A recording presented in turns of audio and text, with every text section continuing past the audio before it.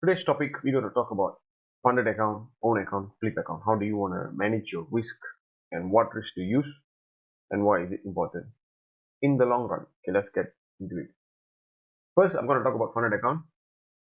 Funded account, let's say your size is $100,000 account size and you want to risk 1.5 to 2% per day.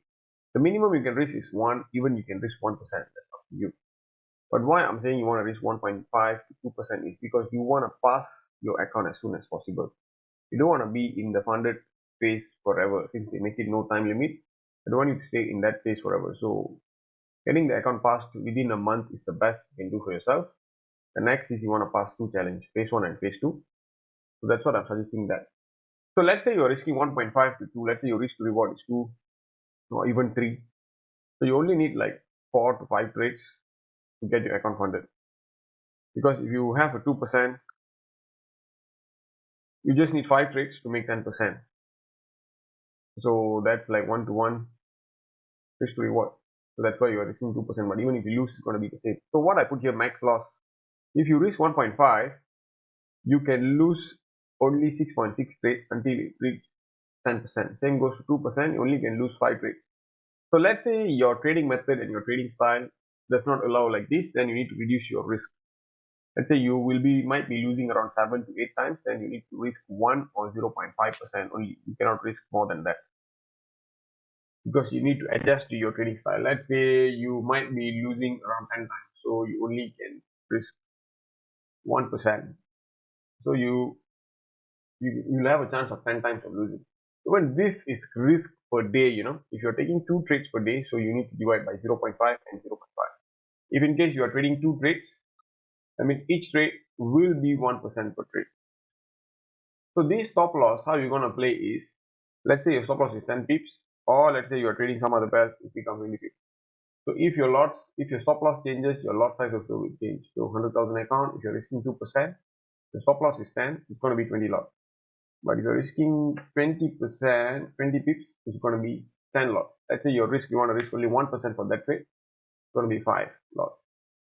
So this is why it's important to know your lot size as well. So it can be changed, your stop loss you can change regarding on your own style of trading analysis. Let's say you want to place the closest one or the furthest one. That depends on you how you want to make it happen. So it's variable. Stop loss you want to make it fixed, you can fix the lot size. Or if let's say you are changing your pair as well when you're trading. Now this is for Euro USD. Let's say you change to other pairs like USD CAD, USD CTF, then your lot size also will change. So that's why you need to be careful when you're placing like this. So the same thing goes here for own account. You want to risk 2% to 5%. So your max loss if you risk 2%. Why I said here 50 trades, because until you lose 100% of your account equity. So you can risk 2%, but you can lose 50 times. So you have like 50 trial which you can use to either make your account grow or to lose everything.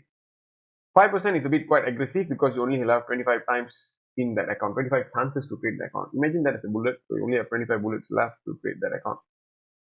So all this is personal reference, how much you're willing to lose in one single account or how many times you want to lose. Let's say your risk per day is 2%.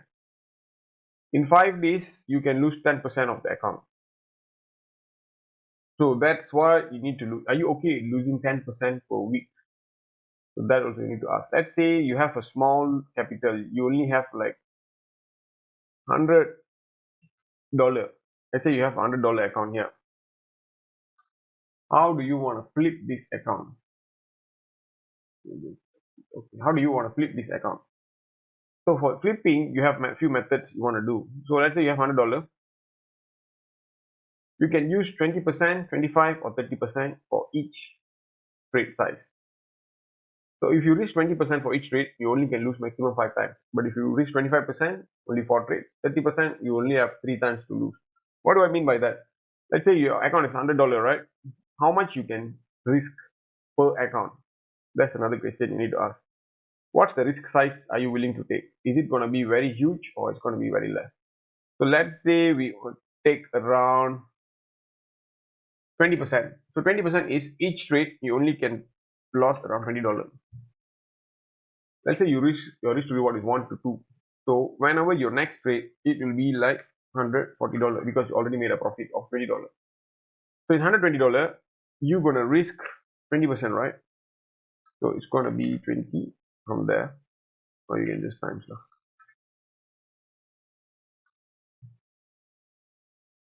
So you can risk $28 on your next trade. So these things keep compounding. So next trade you made another one to three, you just keep adding around, and then your risk reward will keep changing for each trade when you're compounding. This is one of the method which you can use. You can just risk only 20% and then you go one by one. Another method is you can risk all in one trade, but that's very risky. You might lose your account very fast if you do like that. Okay, here I just made a simple graph to show this is very easy to see. So this is the number of trades, and this is the capital, and this we are risking 20%, and this is the new balance. What I did here is the risk to reward I just fixed to 1 to 2. So this is the risk to reward. So once I set the risk to reward to 1 to 2, so whenever you risk 20%, you'll be making, whenever you risk 20%, you'll be making 40% of your capital.